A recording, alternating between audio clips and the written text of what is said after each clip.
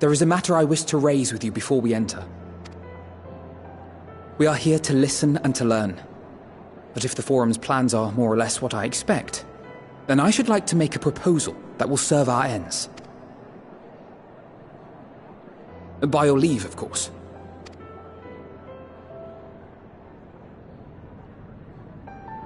I don't see why not. Your words and wits have gotten us this far. Agreed. I will present our queries so that you may consider the most advantageous way to advance your proposal without distraction. Thank you, everyone. If I may have your attention, the ad hoc session will now commence. The purpose of today's assembly is to brief the Scions of the Seventh Dawn, at their request, on the Great Exodus. You may enter.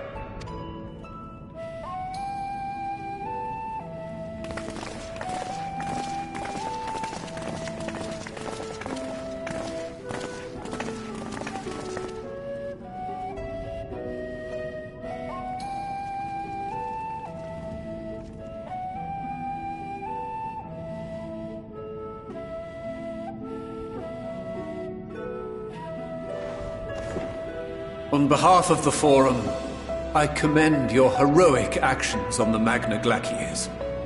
We shall not soon forget your service to us and the people of Radzat-Han. The Satrap, whom we have informed of the refugees' new arrangements, sings your praises as well. As an expression of our gratitude, we will endeavor to answer your questions as fully and openly as we are able. Then let us begin. First, it is the Forum's objective to ferry the life and knowledge of this star to the moon. Am I correct? You are.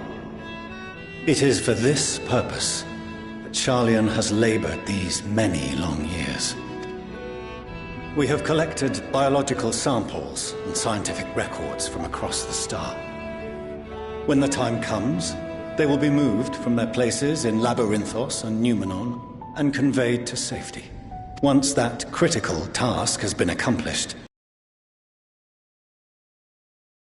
it has been categorized into groups. The earliest arrivals are to ensure hospitable environs for those who come after. Following our people, we will send those of other nations in turn, beginning with our allies. Radzat-Han was foremost among these. But since the final days have already come to Thavnair, we saw fit to include the refugees with earlier groupings. An ambitious plan. You have accounted for the safety of all nations and tribes, then? As many as we can. And how, pray tell, do you decide who to leave behind? To journey beyond the sky is an unprecedented and immeasurably difficult endeavor. Introducing sources of inevitable conflict would condemn all to certain death.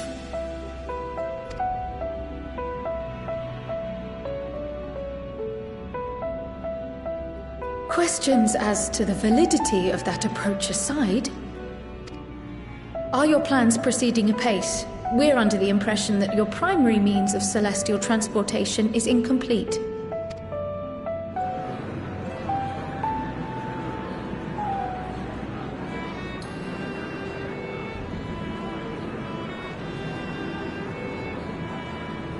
If only in that it does not meet our optimal parameters, that is correct. This Ark, as some have taken to calling it, is fully operational and could be launched even today.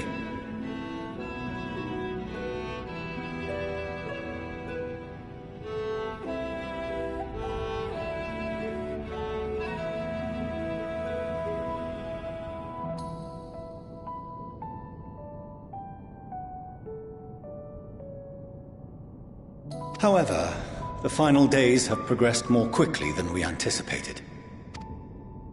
At present, the ship is incapable of attaining speeds sufficient to meet our evacuation targets.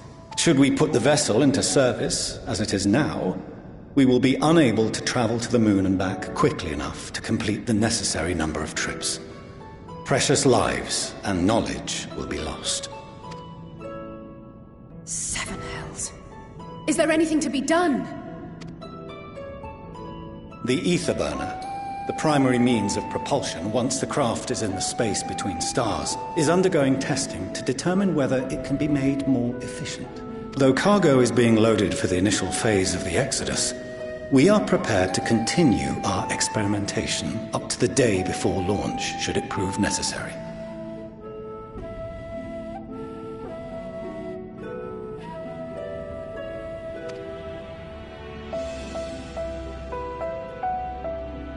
What if the Scions were to solve your problem?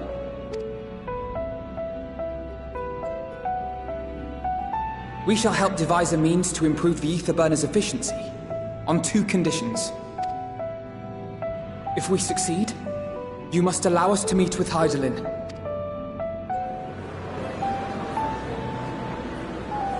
'Twas simple enough to deduce. You have a Concord, and so you would never have abandoned the anti-tower had you no other means of communication. One far more convenient, I suspect.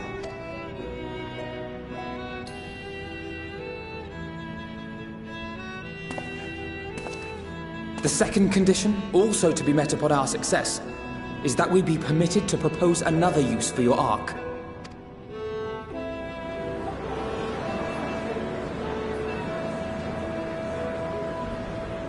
We would be at liberty to refuse this proposal. Of course. If we cannot prove its merit to the 99 here, who are we to stake on it the lives of all peoples of this star?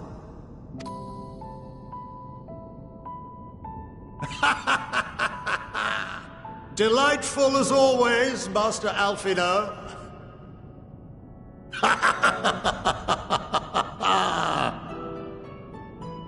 Oh, we couldn't have asked for a finer plan.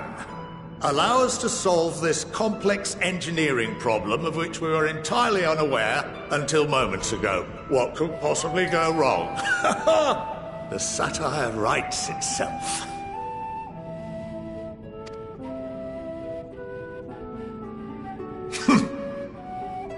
Yet, what field has not benefited from a change in perspective? When we are at wit's end, what we need is not the same dry theories recited ad nauseam, but fresh inspiration.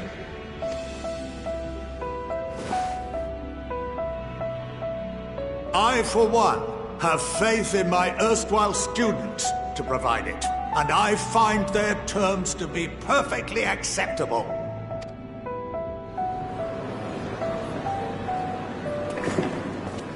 Order! Order! We have no time to waste on debate. I call a vote. All in favor of agreeing to the Scion's terms?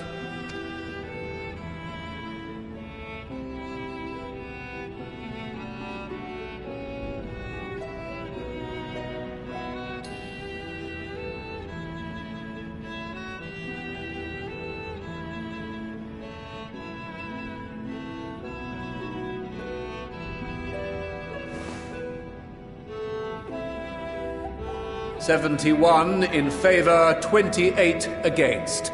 The ayes have it. Fortuneau, as the architect of this project, you are the best candidate to show them its current state. And bear in mind, this is the will of the Forum.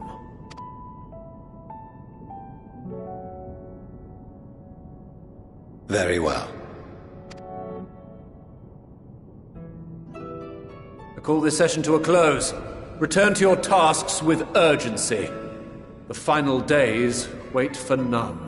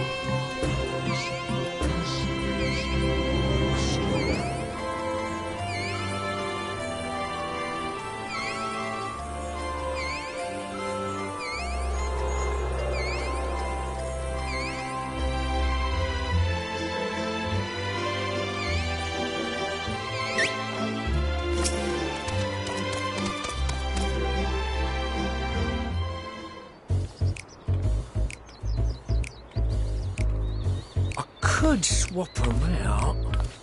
No, been there, done that. Damn near lost me eyebrows.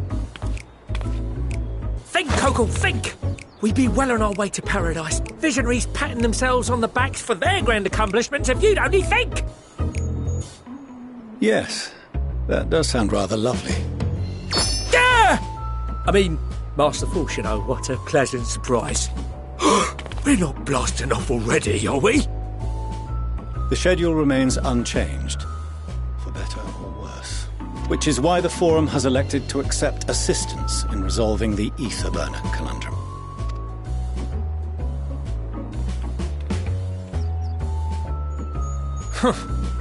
Not seen you lot down here before. There are Archons among their number, but engineering is not their expertise. Nevertheless, the Forum concedes the slim possibility that they may have insights to offer. If not, you are at liberty to return them to the surface, by whatever means you see fit. I assure you that won't be necessary. Now, about your troubles with the ether burner. Aye, I'll walk you through it. Suppose I could do with a change of pace. As the name ought to tell you, the ether burner burns ether, ambient or otherwise, and transforms it into motive force. Think of it like a giant bomb that never stops exploding. Even out in that black void where the ether's right sparse, it's strong enough to move our arc. And it probably won't kill you like an actual bomb.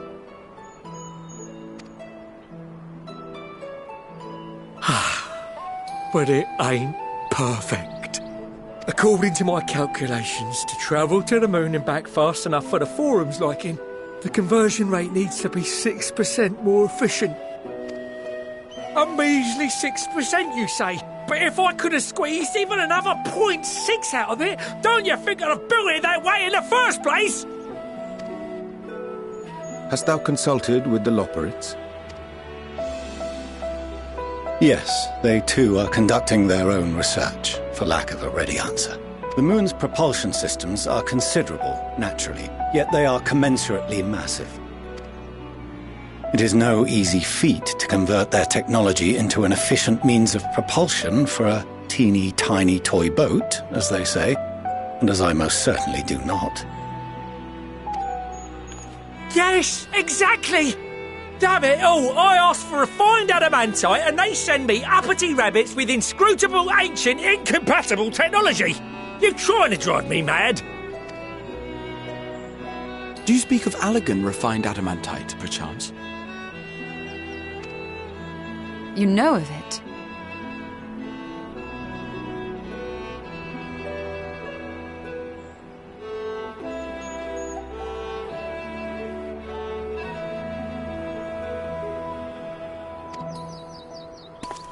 Only in the most general terms, I'm afraid.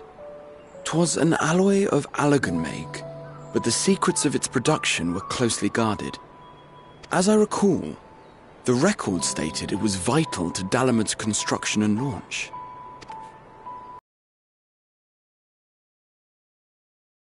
Or more conductive far as I know.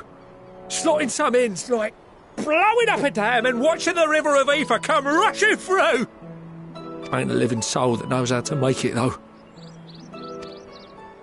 We were fortunate enough to salvage some for the ether burner, just a wee bit, mind, from a chunk of Dalamud that came hurtling into the Northern Empty during the calamity. With more, well, that extra 6% efficiency would be child's play. It's a crying shame that we've no other sources. Surely the many shards of Dalamud scattered throughout Eorzea would suffice. Why not get the refined adamantite from them? Oh, we tried, believe you me. But only a few specialised pieces would have had any in them to begin with. Drive calls from Ragnarok-class internment hulks. Those are the prize bits we really need. According to the Gleaners, getting to them means delving deep into the shards, and the defences are still very operational and very eager to blow them up. It's rough going in there. even for the cream. Not sure they'd make it out alive.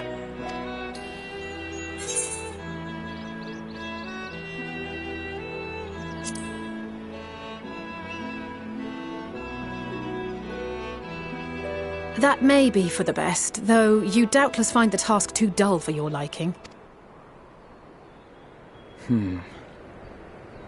There are multiple internment hulks in Eorzea alone, so handling this ourselves may not be the most efficient option. Rather, if we could salvage adamantite from the shards simultaneously... Thancred, is the link shell we established before you went to Garlemald still active? Of course. The floor is yours.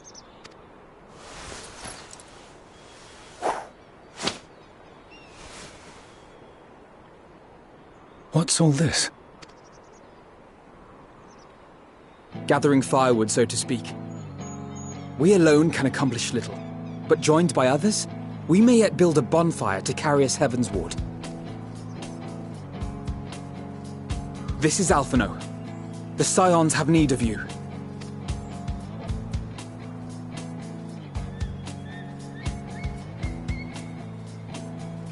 Understood.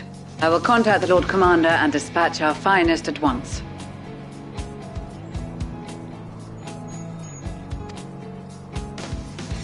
My sisters are somewhat preoccupied with the final days, so I will lead the 12-Sword expedition myself. Are you aware of any other sources of refined adamantite? Logically, such an invaluable alloy would have been utilized solely where absolutely necessary, in components intended to conduct or collect surpassing amounts of ether. Any extant instrumentation or devices would have likely found their way into the hands of etherologists or enthusiasts.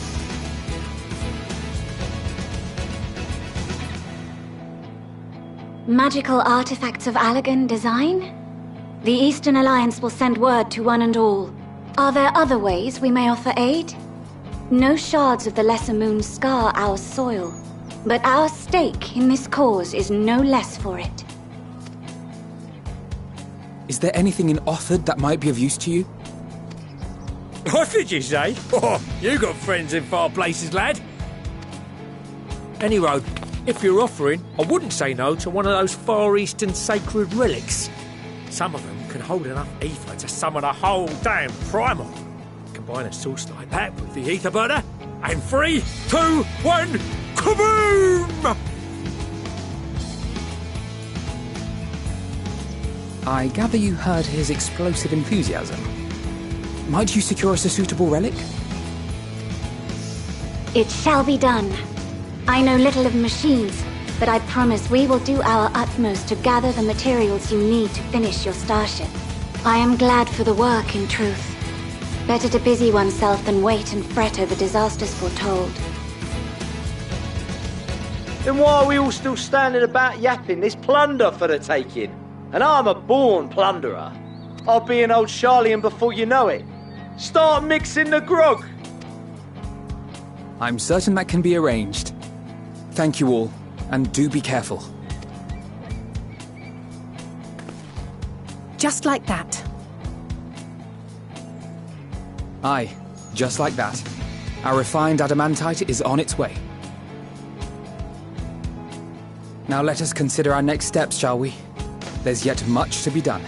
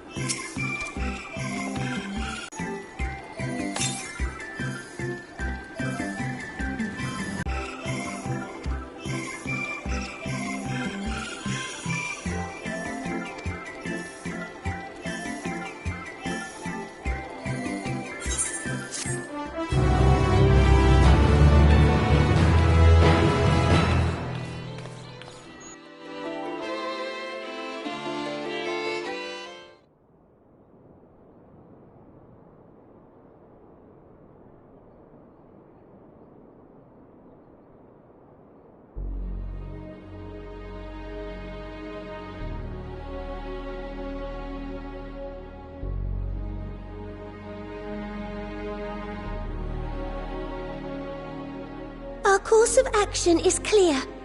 We must harvest refined adamantite from the shards of Dalamud and procure arcane relics of Allagan make. Summon the best and brightest of our immortal flames and form an expeditionary party at once. Call upon the Sultan Sworn and Brass Blades for support as you must.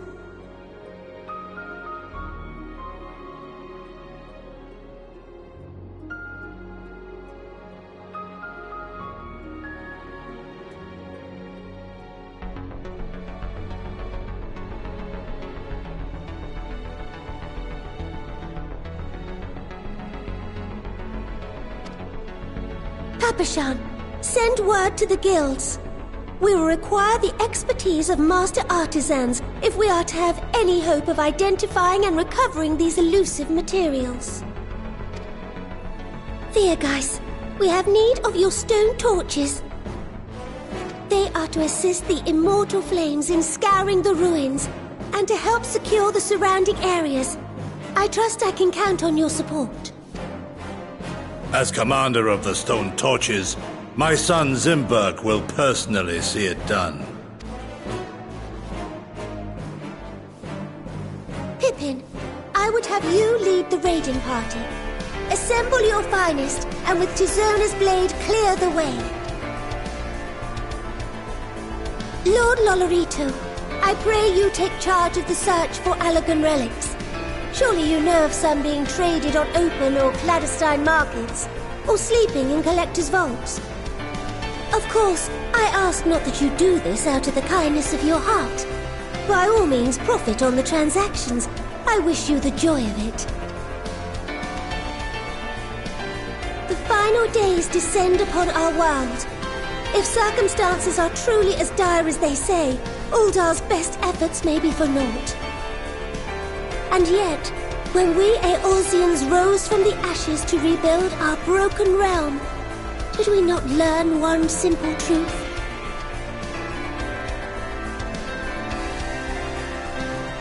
That which seems all but impossible to overcome alone may yet be possible if we stand together.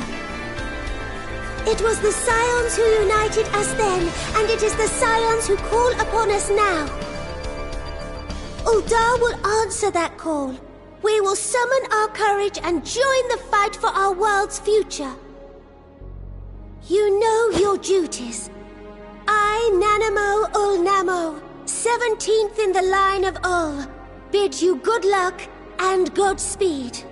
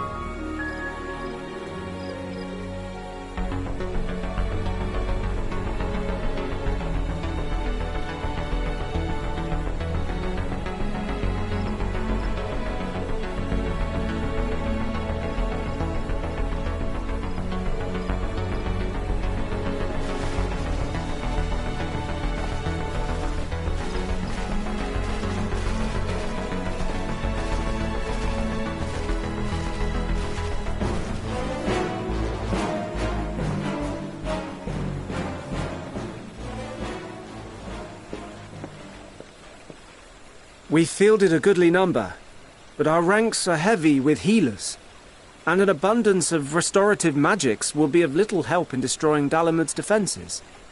Still, it has ever been thus with Gridania. We must steel ourselves for a protracted engagement.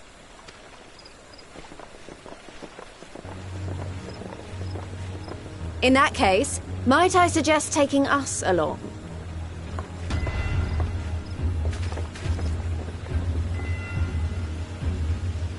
Commander Hext, what are you doing here? None of the shards in Girabania are big enough to hold an internment hulk. So we said to ourselves, why not lend our neighbors a hand? We thought you might be short on people with a talent for breaking things. While it pains me to admit it, you are right. Are our deficiencies so plain to see? It might have been a lifetime ago, but I was once one of the scions assigned to the Shroud. I know this forest well. I know your people. And I know we will be stronger if we fight this fight together.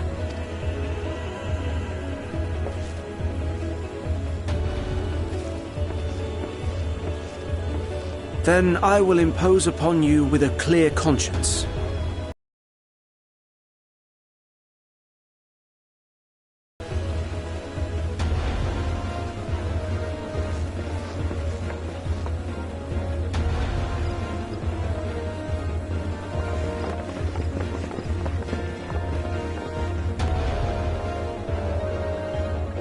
I won't let it all be for nothing. I promise you, Papalimo.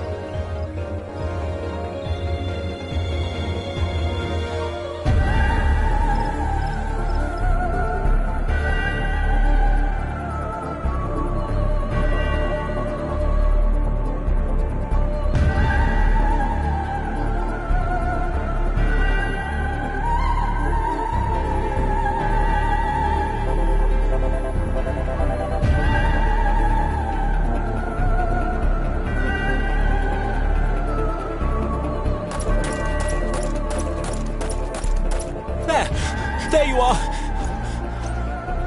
We've no time to waste, brother. Everyone has already...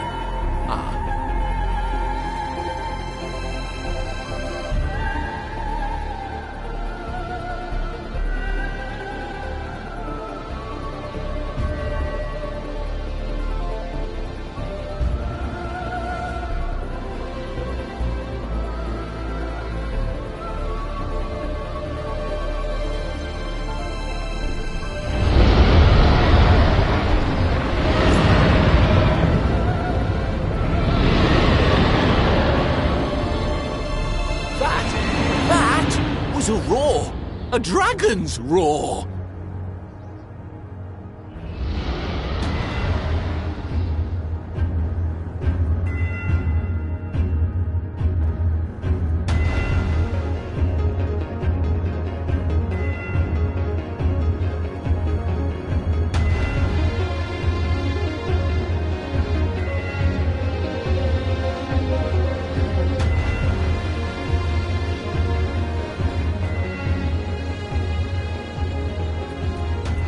And so, in summation, the Eastern Alliance, as well as the Honourable Lord Lolorito himself, reached out to me for assistance in procuring these treasures of the divine, and I, in turn, do beseech the Confederacy for aid.